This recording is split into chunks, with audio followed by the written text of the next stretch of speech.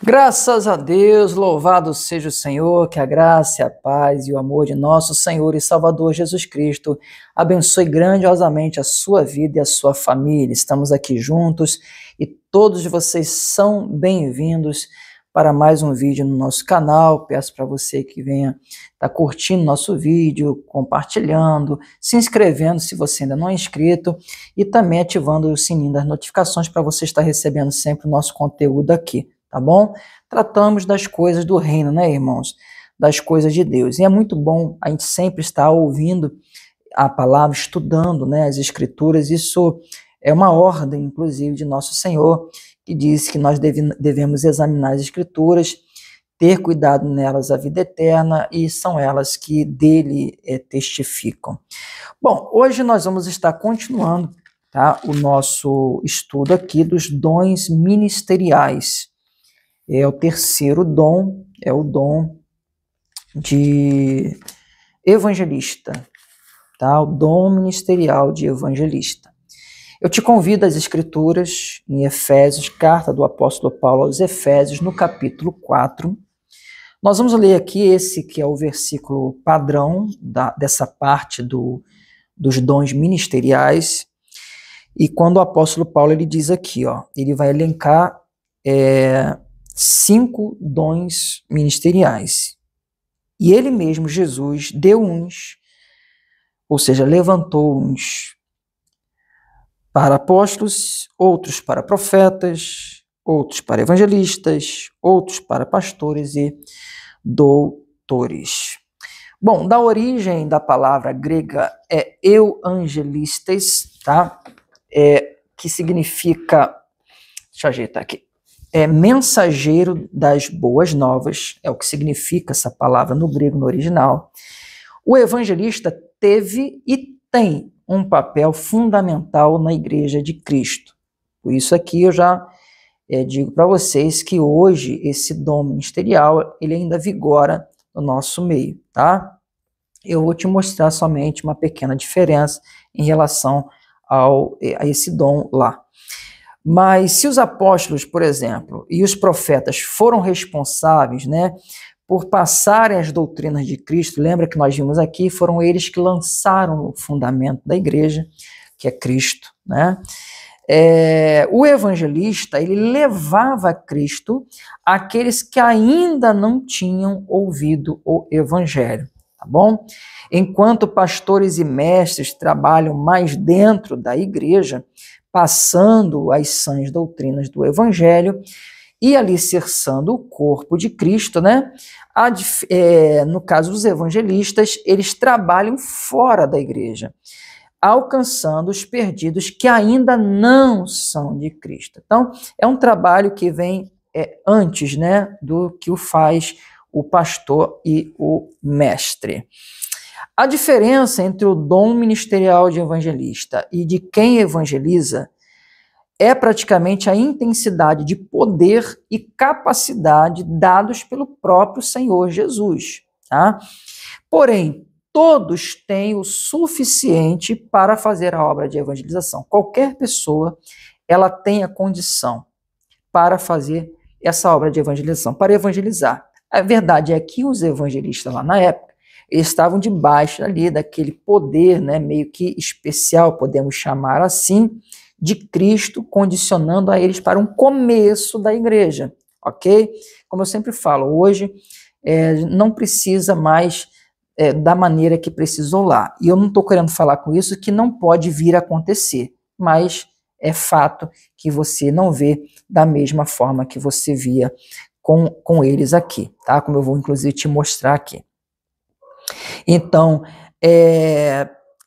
Jesus, ele escolheu, né, ou escolhe alguns para evangelistas, e conforme aqui Efésios 4:11, mas ao mesmo tempo ele chama todos para evangelizarem. Marcos 16, ide por todo mundo pregai o evangelho. Ali, Jesus, ele fala da grande comissão, grande chamada ali é para toda a igreja é apta para falar do amor de Cristo, daquilo que Jesus fez por elas. Todos são capazes, tá bom? Com tudo isso, irmãos, nós podemos aplicar sim em nossos dias os exemplos dos 4 grandes evangelistas bíblicos, ou seja, que a Bíblia nos mostra, né? Pelo menos que eu separei aqui, tá? E nós vamos falar aqui de Estevão, vamos falar de Filipe, vamos falar de Paulo e vamos falar de Timóteo. Vamos começar sobre Estevão. Vamos sem pressa, com tranquilidade, com paz. Vamos aprender. Um por um, para a gente absorver melhor os ensinamentos. Cada um a gente já vai aplicando, tá? E como o dom ministerial ele vigora hoje, nós já vamos aplicando, porque todos nós somos evangelizadores. Temos, querendo ou não, uma porção desse dom de evangelista. Ok, irmãos? Então vamos lá. Atos 6, Atos dos Apóstolos, capítulo 6. Primeiramente, eu quero que você veja só aqui o título. Por quê? Estevão, que é o primeiro que nós vamos falar, ele foi um dos primeiros diáconos da igreja. Só para você entender aqui, ó, tá no título, ó, a instituição dos diáconos. Os apóstolos levantaram os diáconos com indicação da igreja, ok? Então foi ali todos juntos, como um acordo, levantaram os diáconos. Diáconos que a gente conhece hoje são auxiliares, são servos, né? São pessoas ali dedicadas à obra, enfim, com o propósito de ajudar na obra de Deus. Então, Estevão, que foi um diácono levantado, tá? Nós vamos ver alguns pontos para a gente poder justamente trazer a aplicação para os nossos dias, para a nossa vida e nosso ministério, tá? Primeiro ponto. Um evangelista, ou aquele que evangeliza, ele é cheio das virtudes de Cristo. Amém? Versículos de 3 a 5, diz assim: escolhei, pois, irmãos, dentre vós 7 varões de boa reputação, grava aí, boa reputação, cheios do Espírito Santo e de sabedoria, aos quais constituamos sobre este importante negócio. Mas nós, disseram ali os apóstolos, perseveraremos na oração e no ministério da palavra. Porque nós precisamos entender que não são todos apóstolos, não são todos mestres, não são todos pastores, não são todos evangelistas. Todos têm seu papel na obra de Deus. E assim é a harmonia do corpo. Cada um tem a sua função. Se os meus olhos estão olhando para cá, a minha mente está pensando, os meus dedos estão aqui, ó, sinalizando para vocês. Nós vimos 3 virtudes já, entendeu? É o corpo trabalhando, né? Versículo 5. E este parecer contentou a toda a multidão e elegeram Estevão, aí diz aqui, homem cheio de fé. Aqui vai entrar também cheio de fé e do Espírito Santo. O restante a gente deixa para depois, porque a gente já encontrou Estevão. Nós já encontramos Estevão. Então, nós vemos o quê? 4 virtudes aqui. Nós vemos boa reputação. O que é boa reputação? Bom testemunho. Nós precisamos ter bom testemunho dentro de casa, na rua, na igreja. Então, ele no caso, Estevão, tinha boa reputação, bom testemunho, dentro e fora da igreja. Ele era cheio do Espírito Santo, e esse ser cheio do Espírito Santo condiciona todos os demais. Ele tinha sabedoria, eu vou te mostrar isso aqui, que vem do Espírito Santo também, e cheio de fé. Então, por quê? Porque Estevão foi alguém que buscava a Deus, irmãos. Estevão foi alguém que estava lá esperando a promessa do Espírito Santo. É lógico que Jesus escolheu ele, deu poder a ele. Como nós podemos ver aqui o poder em relação a fé e poder, aqui no versículo 8, leia comigo, Atos 6, 8. E Estevão, cheio de fé e de poder, fazia prodígios e grandes sinais entre o povo. Ah, pastor, mas o senhor falou que esse poder... Não, realmente não é a mesma proporção. Nós temos uma porção, mas lembre-se do que eu falei ainda há pouco, nós temos o suficiente, todos temos o suficiente. Podemos hoje curar pessoas, irmãos. Nós podemos libertar pessoas de demônios, mas podemos também abraçar pessoas, trazê-las para perto de Jesus. Um gesto, uma atitude, tudo isso é evangelizador. Todos nós temos condições, entenda, e tudo vem de Deus. Ah, eu não tenho esse poder. Mas você tem o poder suficiente para você alcançar vidas, para você salvar almas, Porque este é o propósito de estarmos aqui, este é o propósito do reino, esse é o propósito de Deus, são almas, ganhar almas. Esse precisa ser o propósito da igreja. Amém? Então nós temos o suficiente para a obra de evangelização. Todos nós temos o suficiente. Amém? Podemos não ter esse mesmo poder, mas temos. Mas nós vemos aqui em Estevão. Tá? Sabedoria, vemos no versículo 9 e 10. Ó, e levantaram-se alguns que eram da sinagoga, chamados dos libertos, e dos sirineus, e dos alexandrinos, os que eram da Cilícia e da Ásia, e disputavam com Estevão. Irmãos, essas pessoas aqui era seleta ali de pessoas cultas, sábias, nas Escrituras. E não prevaleceram contra Estevão. Olha a sabedoria que Deus deu a esse homem. Entenda, irmãos, nada é pelo acaso. Não adianta, por exemplo, eu quero, mas eu não pago o preço. Eu falo para Deus que eu vou fazer as coisas, que eu vou entrar num grupo de evangelização, que eu vou evangelizar, que eu vou fazer isso, vou fazer aquilo, mas eu não quero pagar o preço da intimidade, da comunhão, de buscar, até mesmo de entender, porque muitas vezes eu digo, eu não posso, eu não consigo, eu isso, eu aquilo. E quando a gente não parar de olhar para a gente mesmo e passar a olhar para Deus, porque dele vem a capacidade, dele vem a condição. Como estava aqui sobre Estevão. Amém? O segundo ponto Estevão, ele foi além do cargo, o ofício de diácono, e ele se tornou esse grande evangelista. Mas era um diácono, irmãos. Era um diácono. Veja, no versículo 14, olha o que a palavra nos dá a entender aqui, né? Como a palavra, como Estevão ele foi usado pelo Senhor. Versículo 14, porque nós lhe ouvimos dizer que esse Jesus Nazareno, Estevão falava de quem? Jesus. Há de destruir esse lugar, falando, né, ali no caso da restauração, do que ia acontecer com Israel, os 70 anos, até o que Jesus falou, eles não entendiam bulufas, como dizia a vovó. Há de destruir este lugar e mudar os costumes que Moisés nos deu. Essa questão aqui eu acho interessante, por quê? Porque o evangelho é transformador, o evangelho causa rupturas, e você vê que justamente é o que Estevão estava fazendo, causando rupturas. O que Jesus veio fazer, causar rupturas, levar pessoas à transformação. Verdadeiramente não era mais para as pessoas viverem ali naqueles rituais religiosos, não era mais para eles viverem naqueles preceitos, um monte de preceitos humanos que além e aquém do Antigo Testamento, da Torá, enfim, eles encheram o povo de tradições, tá? Inclusive, Jesus ele chega a dizer que por vossas tradições os mandamentos de Deus são invalidados, costumes religiosos, enfim. Então, o evangelho vem para causar uma ruptura. Jesus causa uma ruptura. E era o que Estevão pregava.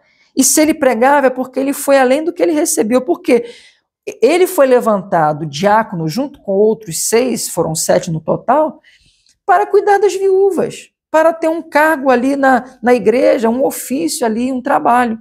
Mas ele foi além, ele se deixou usar. Cadê, irmãos, aqueles que vão além hoje? Nós estamos diante de uma igreja que nem aquilo que a pessoa um dia se propôs a fazer, ela faz direito. Muitas vezes, até mesmo diáconos, nem o trabalho ali, enfim, entre aspas, que colocar, não, o diácono ele limpa a igreja, o diácono ele passa um envelope, um alforge, enfim, ele auxilia, recebe as pessoas. Essas coisas foram colocadas na igreja, mas isso não é bíblico. Isso não é bíblico. A verdade é que a gente vê que esses diáconos, eles se destacaram, pelo menos 2, Filipe foi outro que nós vamos falar para frente. Então, foi muito além daquilo ali, eles fizeram o trabalho deles, que eram cuidar ali das viúvas, né, mais dos gregos ali, dos gentios, que não eram tão assistidas, e eles conseguiram, mas nós vemos que eles foram além, e o bom servo ensinou Jesus que ele vai além, ele faz além do que lhe é mandado. Amém? Então, nós vemos isso em Estevão também. O terceiro ponto é que Estevão foi o primeiro mártir da igreja. Ou seja, um evangelista que literalmente morre por estar pregando o evangelho, ou por pregar o evangelho, por amor de Cristo e do evangelho, como mesmo mencionou Jesus, né?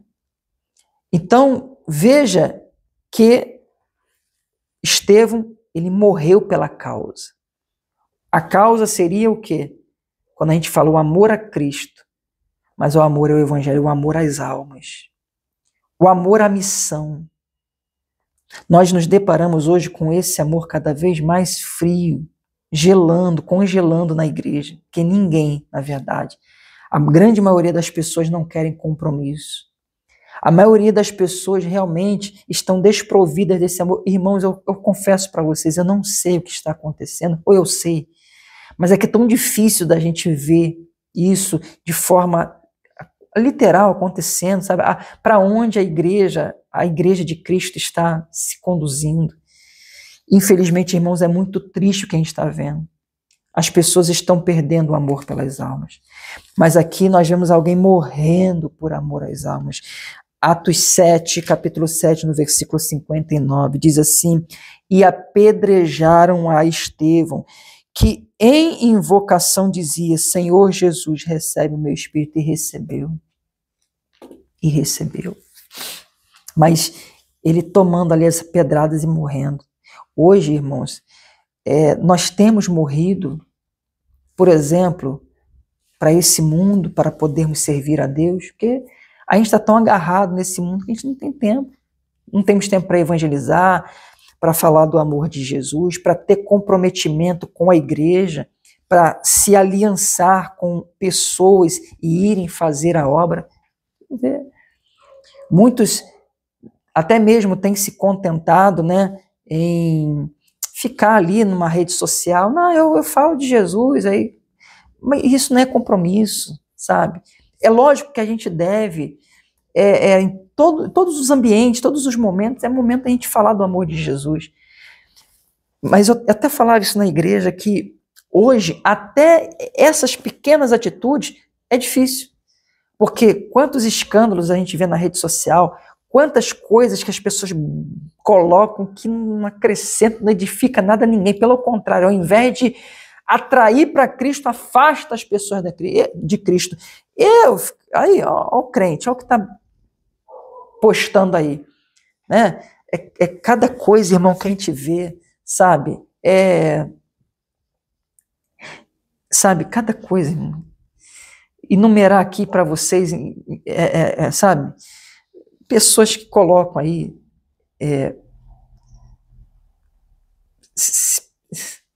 falando mal dos outros, pessoas que colocam aí, tu vê aí, irmão, tu vê aí, roupas indecentes, pessoas que ficam se exibindo, pessoas que ficam compartilhando o que não presta, pessoas que externizam algo que vivem.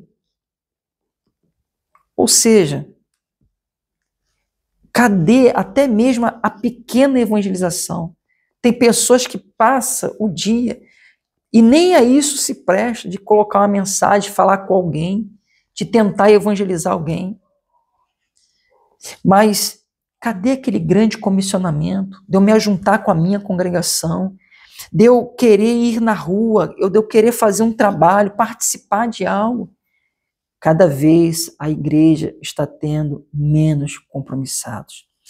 Jesus, ele chega a dizer que nós devemos orar ao Pai para enviar trabalhadores, né? Mas ele disse também, e dever da igreja está sempre em oração e pedindo sim, porque é ordenança do Senhor, mas ele também falou que o amor de muitos se esfriaria. E é o que nós temos visto, irmãos. Então nós temos morrido para esse mundo, nós temos morrido para nós mesmos.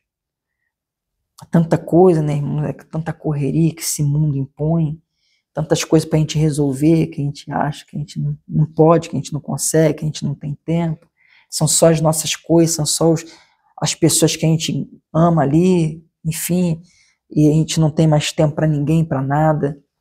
É muito triste o que a gente está vendo na igreja de Cristo hoje, irmãos. As pessoas totalmente descompromissadas, muito diferente do que nós vemos aqui em Estevão, como nosso exemplo de hoje, né?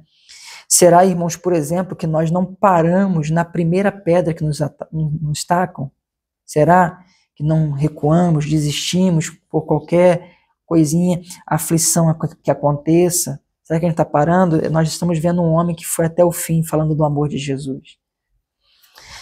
Que levando pedrada, mas estava ali servindo ao Senhor. Quem não está disposto a sofrer perseguição, não está disposto a servir a Cristo, não está disposto a assumir um compromisso.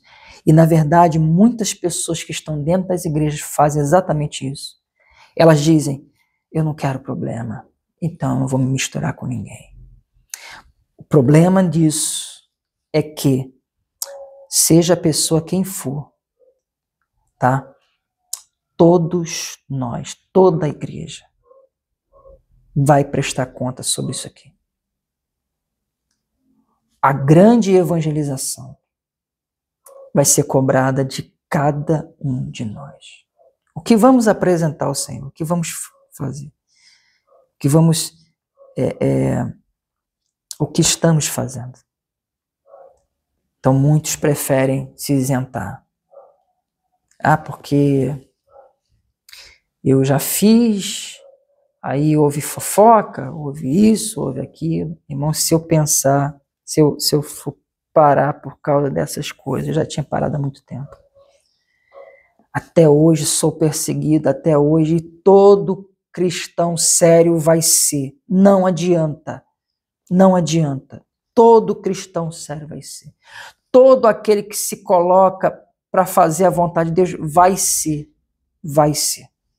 Então, nós precisamos querer o compromisso, mas precisamos também entender que as pedras fazem parte desse compromisso. E não vale a pena a gente ficar de fora, a gente querer se isentar e se resguardar. Jesus ensinou que aquele que quiser ganhar a sua vida, perdê-la. Mas aquele que perde a sua vida por amor a ele, ganhá-la para a vida eterna. Amém, irmãos? Mas no versículo 60, nós vamos ver o quarto ponto. Estevão perdoou seus perseguidores e amou seus inimigos. Vamos ler, 60. E pondo-se de joelhos, clamou com grande voz, Senhor, não lhes imputes esse pecado. E tendo dito isto, adormeceu, ou seja, ele morreu. Tendo um gesto aqui como o de nosso Senhor, né? Perdoando seus algozes, aqueles que estavam ali apedrejando ele. E ele amou. Ou seja, nós temos feito o que Jesus nos ensinou, amar nossos inimigos, orar pelos que nos perseguem, bendizer os que nos maldizem. Como está sendo o nosso sentimento em relação às pessoas, até mesmo aquelas que não nos querem bem, aquelas que se levantam contra a gente. Irmãos, Estevão nos dá uma grande lição aqui, que ele teve um gesto que, entenda, na Bíblia, é somente ele e Jesus. Jesus, ele disse, Pai, perdoa-os porque eles não sabem o que fazem. Da mesma forma, Senhor, não lhes impute esse pecado. Olha assim, ele morre literalmente amando aquelas pessoas. Ele estava dando a vida dele para salvar aquelas pessoas, embora aquelas pessoas não entenderam isso. Mas é muito forte isso daqui, né? Então, enquanto os seus perseguidores tinham raiva e furor, veja o versículo 15 aqui do capítulo 6, do capítulo 7, aliás, do capítulo 6, desculpa, capítulo 7, no versículo 54, capítulo 7, 54. E ouvindo eles isto, o discurso, a pregação lá de Estevão, enfureciam-se em seu coração e rangiam os dentes contra ele. Então, você já passou por isso? Pode passar, você vai passar, mas e aí? Segue em frente. Faz parte disso aqui, continue amando, perdoando as pessoas. Não para não. Amém? O que tem que brilhar na sua vida é a glória de Deus, como brilhava no rosto de Estevão. Estevão, aconteceu algo com ele também similar ao que aconteceu com Moisés. É tremendo, irmãos, essa passagem de Estevão. Vamos aqui no capítulo 6, agora sim, no versículo 15. Então todos que estavam assentados no conselho, fixando os olhos nele, viram seu rosto como o rosto de um anjo, ou seja, a glória de Deus resplandecendo. E mesmo assim eles não creram, porque eles não queriam romper, né, com o sistema ali, com as tradições. Como muitos hoje também não querem. E por isso, não dizem sim para o grande chamado, para o grande comissionamento, da grande evangelização. Por último, irmãos, eu quero dizer para vocês que Estevão viu, ele não só tinha a glória resplandecendo no seu rosto, mas Estevão viu literalmente a glória de Deus. Antes de morrer. Aquilo ali foi um consolo para ele. Mas vamos ver isso no capítulo 7, no versículo 55 e 56. Mas ele, Estevão, estando cheio do Espírito Santo, guarda isso, tá? Fixando os olhos no céu, viu a glória de Deus. E Jesus, que estava à direita de Deus, e disse: eis que vejo os céus abertos e o Filho do Homem que está em pé à mão direita de Deus. Aquilo ali foi um consolo para ele. Ele estava morrendo, sendo apedrejado, e Jesus, como aparecendo para ele, dizendo assim: meu filho, tudo isso daqui que você está vendo é para cá que você vem. Mais uma lição aqui, eu pedi para você guardar. Quando tudo estiver contrário, quando as perseguições se levantarem, quando pessoas se levantarem para querer te tirar desse alvo, os problemas da vida, faça o que Estevão fez. Qual foi o segredo? Ele manteve os olhos dele fixos nos céus. Ele conseguiu contemplar aquilo que estava além dali. Ele conseguiu contemplar a glória de Deus. O Rei Jesus. Poucos tiveram o privilégio que esse homem teve. Mas eu quero te dizer que, de igual maneira, todos aqueles que permanecerem firmes até o fim, fazendo a vontade do Senhor, terão. Com isso, eu fecho o entendimento, dizendo para vocês que não perderemos a salvação se não evangelizarmos, se não nos dispormos para essa grande comissão, se não nos envolvermos com outros irmãos na seara do Evangelho. Porém, a palavra diz que, chegando lá naquele grande dia, uns vão apresentar obras de ouro, outros obras de prata, outros pedras preciosas, que são refinados pelo fogo. E num contexto ali é galardão. Outros, porém, Paulo diz, inspirado pelo Espírito Santo, que vão apresentar obras de palha, obras de madeira, que são consumidos pelo fogo. E certamente essas pessoas serão salvos, mas não terão galardão.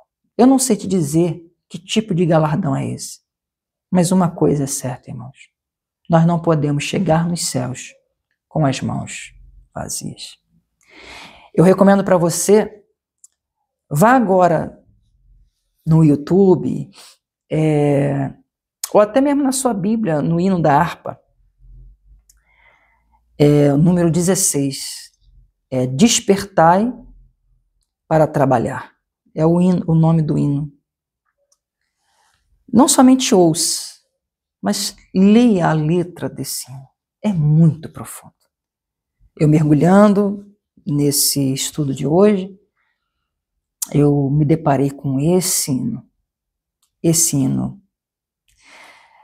Não somente você escutando, você se remete a uma época mais antiga, mas que, na verdade, a igreja precisa voltar lá. Hoje, eu olho e me deparo com uma igreja, toda a igreja de hoje em dia, lá como a igreja de Éfeso. no capítulo 2 de Apocalipse, no versículo 4. Lembra-te, pois, de onde caíste, arrependa-te e volta à prática das primeiras obras. A igreja precisa voltar a amar as almas, se dedicar e se esforçar por elas. Que Deus assim te abençoe, que o Espírito Santo assim te use nessa grande obra e através da sua vida muitas almas sejam salvas para Jesus. Vamos lá, irmãos. Não temos mais tempo a perder. Ouça lá o hino 16. Despertai para trabalhar. Fiquem todos na graça, na paz e no amor de nosso Senhor e Salvador Jesus Cristo. Um forte abraço e até o próximo vídeo. Curte aí, deixe seu comentário também e compartilhe com mais pessoas. Vamos fazer juntos a obra de Deus. Fiquem com Deus.